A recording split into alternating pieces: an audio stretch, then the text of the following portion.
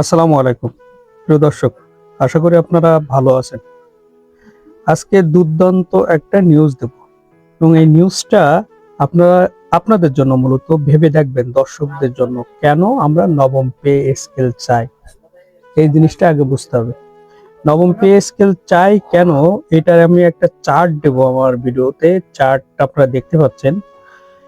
এই চার্টটা দিচ্ছি এই জন্য যে আপনারা অষ্টম পে স্কেল যখন বাস্তবায়ন হয়েছিল তখন দ্রব্যমূল্য সর্বনিম্ন এবং সর্বোচ্চ দাম কত ছিল, আর বর্তমান 2026 সালে এসে দ্রব্যমূল্য সর্বোচ্চ এবং সর্বনিম্ন যে দামটা, তাতে করে নবম পে স্কেলে আমাদের সরকারি কর্মচারীদের বেসিকটা কত পার্সেন্ট, অর্থাৎ কর্মচারীদের বলছে 11তম থেকে 20তম গ্রেডে যে সকল কর্মচারী চাকরি করেন তাদের বেসিক সর্বনিম্ন, মানে 2 ধাপে বাস্তবায়ন হোক আর 3 ধাপে বাস্তবায়ন হোক, প্রথম ধাপে তাদের কতটা, মানে কত পার্সেন্ট বাস্তবায়ন দেওয়া যায়।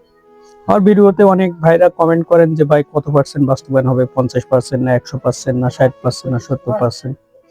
তবে এই চার্ট দেখে আপনারা বুঝতে পারছেন যে 2015 সাল এবং 2026 সালে দীর্ঘ 11 বছর পরে চাল, ডাল, মাছ, মাংস এবং ডিম, সবজি, আরো যে সকল ভোজ্য তেল, সয়াবিন তেল, সরিষার তেল, আরো যে সকল নিত্য প্রয়োজনীয় দ্রব্য, যেমন বলা যায় সাবান, সোডা, পাউডার ইত্যাদি কসমেটিক আইটেম, 2015 সালে যে রেটটা ছিল এবং 2026 সালে এসে যে রেটটা, এই রেটটা আপনারা দেখেন, শুধুমাত্র চাউলে দেখেন 30 থেকে 35 টাকা ছিল 2015 সালে সর্বোচ্চ দাম, এর ভিতরে ঘোরাঘুরি করতো।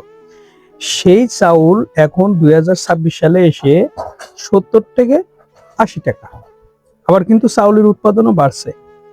তাহলে এই যে বৃদ্ধি, প্রতিটা কেজিতে যে ডাবলেরও বেশি হয়ে যাওয়া, এটা তাল মেলানোর জন্য বা এটাকে খাপ খাওয়ানোর জন্য, মুদ্রাস্ফীতিকে ঠিক রেখে বা সরকারি চাকরিজীবীরা তাদের জীবিকা নির্বাহের জন্য, তাদের সাংসারিক যে ব্যয় এটা খরচ করার জন্য যে টাকাটা দরকার, সেটা আসলে প্রতি 5 বছর পর পর বৃদ্ধির কথা থাকলেও সেটা দীর্ঘ 11 বছরে কিন্তু হয় নাই। সেই লক্ষ্যে এটাকে বাস্তবায়ন করার জন্য বা নবম পে স্কেলে সেই বৈষম্য দূরীকরণ করার জন্য বা একজন কর্মচারীর জীবিকা নির্বাহের জন্য যেটুকু প্রয়োজন, তার জন্যই কিন্তু এই আন্দোলন করা।